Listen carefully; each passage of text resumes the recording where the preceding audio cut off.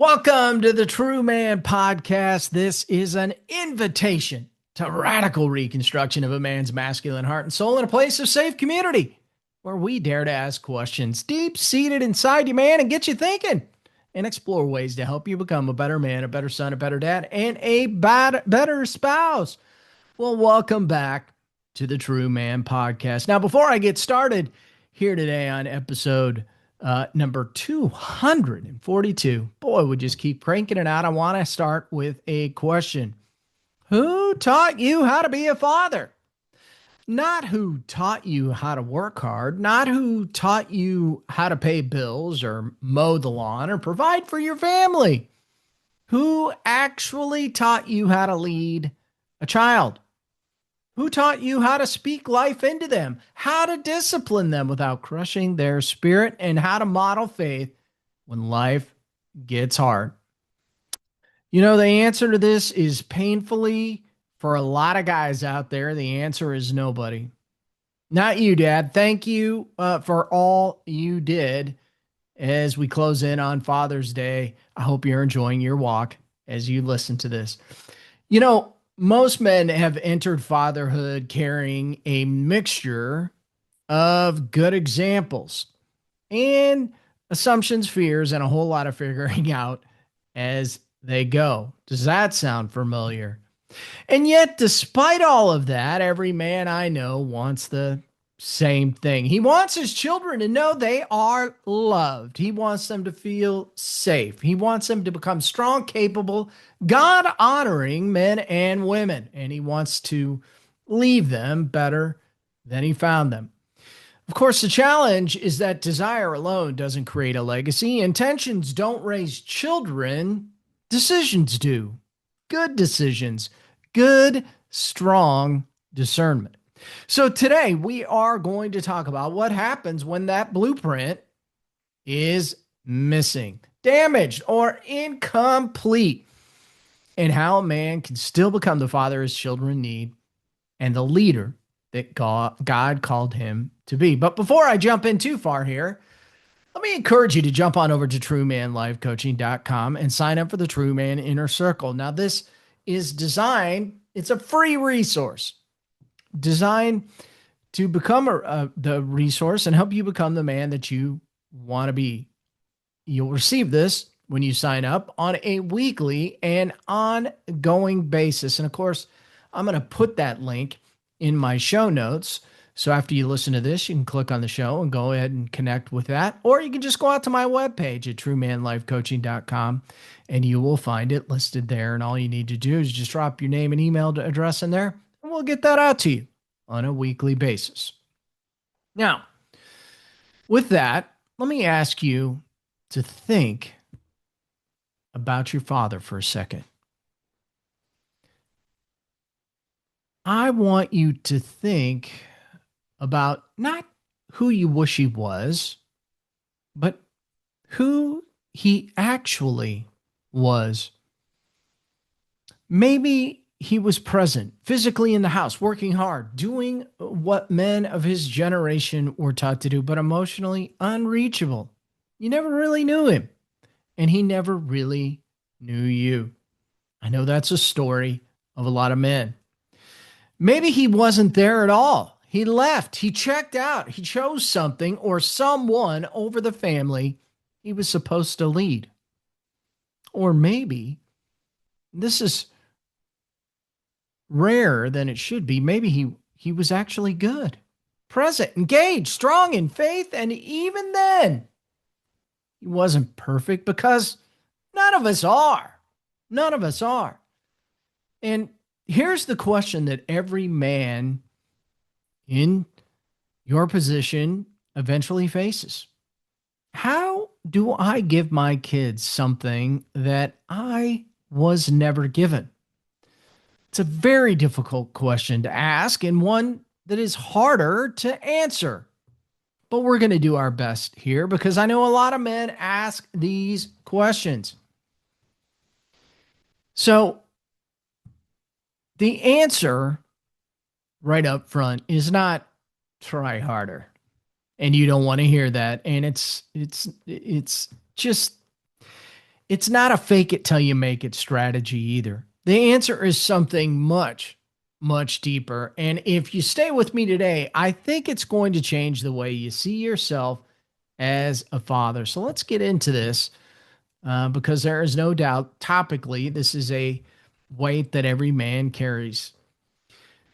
So, and most of us don't always talk about this. It's not the weight of responsibility, though that's real. It's not the fear of providing, though that keeps men up at night too. It's the weight of that template, the plan. Every man walks into fatherhood with a picture in his head of what a father is. And that picture was painted typically by the man who raised him or the absence of the man who didn't.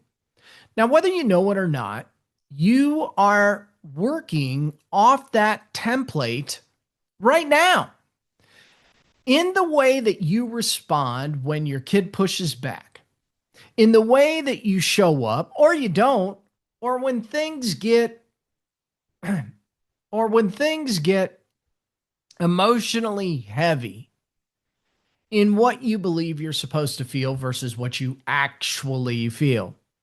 That template just runs deep, doesn't it? And if nobody has ever helped you examine it, really look at it, you will reproduce it. Good parts and broken parts alike. I've seen it in the coaching and mentoring that I've done over and over again. I've seen it in the men that I've talked to. A man who swore he'd never be like his father, never be cold like he was, never be absent like he was, never lose his temper like he did. And then one day his 12-year-old says something in exactly the wrong tone, and there he is. Boom.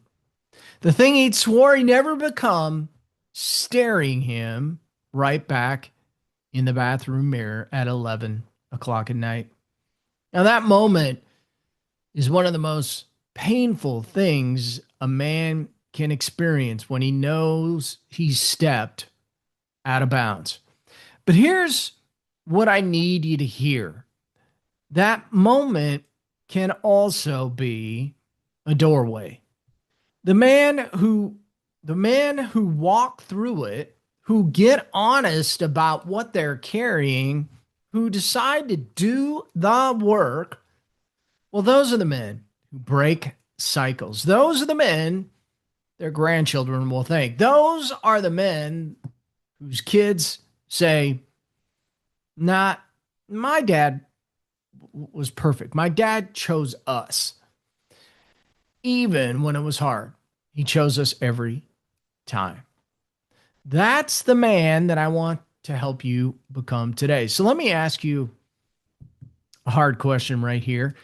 What did your father's template teach you about what a man is supposed to feel, show, and give? And how much of that template is actually working in your home right now? Sit with that for a minute. Don't rush past this. So let's cut through every parenting book, every conference, every well-meaning advice column and get right to the core of this deal. Your kids need 4 things from you, not 104. They need presence, they need safety, they need truth, and they need direction. Not perfection, not a college fund, although it does work out nice if you have one, and not a highlight reel of coach games and birthday parties. Those 4 things, presence, safety, truth, and direction, are the foundation of everything else sits on.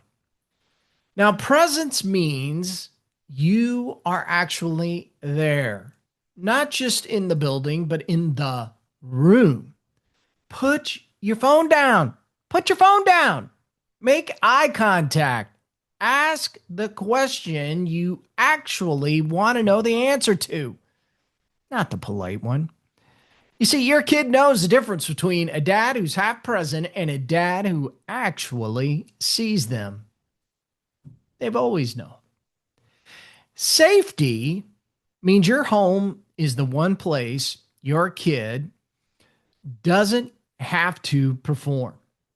They can fail in front of you and not be destroyed by it. They can tell you the true thing, the embarrassing thing, the scared thing, the thing they messed up, because they know you won't use it against them.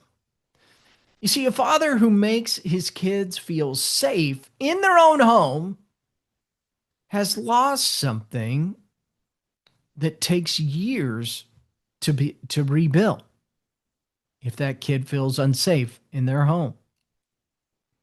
Now, truth means you don't lie to your kids to keep peace. You tell them the hard things with love. You name reality as it is. You don't pretend the family finances are fine when they're not. You don't pretend your marriage is great when it needs a little work. You model everything, what it looks like to face the truth and not collapse under it. Direction. Well, that means you know where you're going and you're taking your family with you. You see, a man without a mission raises kids without a compass. They'll find direction somewhere for sure. The question is whether you give it to them first. So here's an honest question. On a scale of 1 to 10, and nobody's grading you, but you, how would your kids score you right now on each of these 4? Presence, safety, truth, and direction. Come on now. Don't answer with who you're trying to be. Answer with who they actually experience. So that gap between who you're trying to be and who they experience, you see, that's the work area right there. Dig in. Now, I want to take you to a story. There's a man in Scripture who had every reason to become exactly what he hated. Joseph, son of Jacob, favorite son, which made him a target, didn't it? His own brothers threw him in a pit, sold him into slavery. He was 17 years old. Whatever version of fatherhood Jacob was providing, it just ended violently. And for the next 13 years, Joseph's life was a sequence of betrayal, injustice, and abandonment. He was falsely accused. He was imprisoned. He was forgotten by the very man he helped. And yet, when Joseph finally came to power in Egypt, when the brothers who sold him stood in front of him, desperate and terrified, Joseph wept. Not from anger, from grief and love. And he said to them, "You intended to harm me, but God intended it for good." You see, right there, that is a man who refused to be defined by what was done to him. That is a man who chose a different template. Now, I'm not saying your story is Joseph's story, don't mistake me, but I am saying this. The absence of a good father is not the end of the story. It is the beginning of a decision. And that decision, the one Joseph made in prison, the one men make in a quiet moment when they're honest with themselves, that decision is what makes a generational difference. You cannot change what your father gave you or didn't give you, but you can't go back and rewrite that chapter. But you are writing a chapter right now. And to be candid with you, your kids are reading it. I've seen that personally. So here's what I've learned working with men over the years. The most powerful fathers I've ever seen are often the ones who had the least to work with because they chose consciously deliberately. They didn't inherit a good template, they built one. And the building process always starts in the same place: honesty about what's broken and the decision to face it instead of reproduce it. So let me ask you something. Is there a pattern in your family in how men handle anger or absence or failure that you have been unconsciously carrying forward? Now's the time to name it, because you cannot break what you have not named. All right, let's make this concrete here. You can want to be a good father all day long, right? Intention without action is just guilt with a good attitude. So here are 5 things, not theories, not ideas, 5 things a godly father actually can do and does. He shows up before he feels like it. You see, feelings follow action. If you wait until you feel like engaging, feel like connecting, feel like being honest, you will be waiting most of your life. Godly fatherhood is built on showing up when you don't feel like it. Sitting on the edge of the bed when your kid is struggling, even when you don't want to, even when you don't know what to say.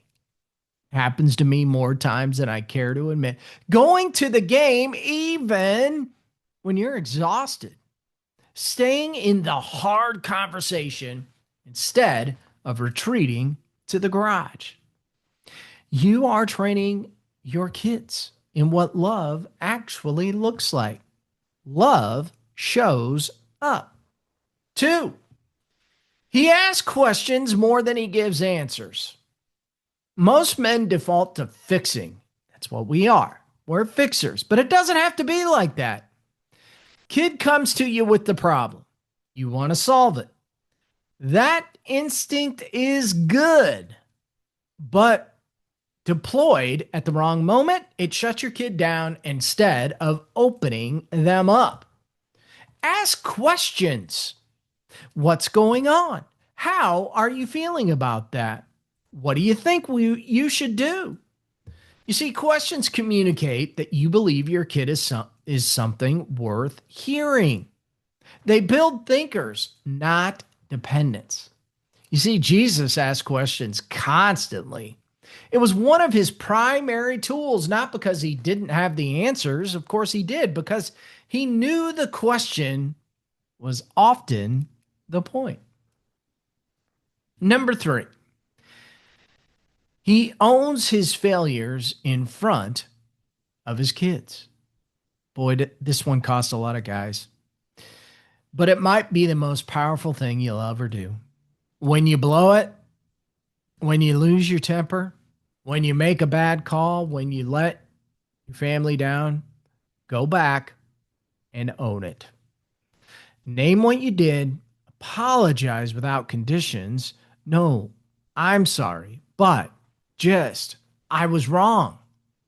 That wasn't okay, and I'm working on it. Here's what I'm going to do different next time. You know what that does to a kid? It teaches them that real men take responsibility. It teaches them that failure isn't the end, and it gives you credibility that no amount of success can manufacture. And I got to tell you, these things are not being taught well today, nor enough. Number 4, he prays out loud with his family. I am so guilty of this, okay? Not because it's performance, because it models dependence on God. You see, when your kids hear you pray, really pray, not the polished dinner prayer, but the honest God, I don't know what to do here prayer, they see a man who knows he's not the highest authority in the room. That is one of the most stabilizing things that a child can witness. And finally, he tells his kids who they are. Your words are forming your child's identity right now. Sound familiar? Your identity was formed the same way. Every day you have an opportunity, whether you're intentional about it or not. Tell your son he's brave. Tell your daughter she's seen. Tell both of them they were made on purpose for purpose and that you are grateful you get to be their father. Say it loud, repeatedly, without waiting for a special occasion. Your voice is one of the most powerful forces in their lives. Use it like you know that. Now, I want to come back to where we started. How do you give your kids something you were never given? Well, here's the answer. You become a student of what you missed. Become a student in life in general. I think you'll find it beneficial. You read, you find a mentor, a man who fathered well, and you ask him how. You get into a community of men who are talking about this seriously, because you cannot build a new template alone. You pray honestly about what's broken in you, and you let God work on it instead of managing it. And you give yourself some grace. Not the kind of grace that lets you off the hook, the kind that says you don't have to be your father. You don't have to reproduce what's been handed down to you. You're not disqualified by your history. You are right now the turning point of your family line. So think about that. The decisions you make this week, this month, this year, well, they will echo. Not just in your kids, in their kids, in the family culture you're building right now, in how your grandchildren will be raised, in the stories that will be told at your funeral about the man you chose to become. Now, that's not pressure. That's actually purpose. And purpose is exactly what a true man runs towards, right? So here's your challenge for this week. Have one real conversation with your child. Not about logistics, not about school or sports or schedules, a real one. Ask them one genuine question about their inner world. And then just listen. Don't fix. Don't redirect. Just listen. That's it. One conversation. That is, of course, where it starts. Now, if this podcast landed for you, pass it on to another man who's in the trenches of fatherhood right now who needs to hear it. All you need to do is just grab your phone. I know most of you are listening to this podcast on your phone, and just take this podcast and forward it on to a friend. That's how we grow the podcast, one man at a time. And as I like to say, take this subject matter, take it into your men's small group. Start a men's small group with these types of subjects and questions. I think that you will find yourself immeasurably blessed by doing that and having these deeper conversations. So if you'd like to have a conversation about this particular topic, the whole fatherhood topic can be very challenging for many men. Just reach out to me at mike@truemanlifecoaching.com. I'd love to hear from you. And if you enjoyed this podcast, as always, go out to your favorite podcast channel. Leave me a great review. Always love hearing from you. Now, I hope you enjoyed this episode of the True Man Podcast. I hope that you're able to use everything you learned today to help you go out and be the man that you were called to be the father that you were called to be the grandfather that you were called to be. God bless you, and thank you for listening. Go out and make this your very, very best day ever.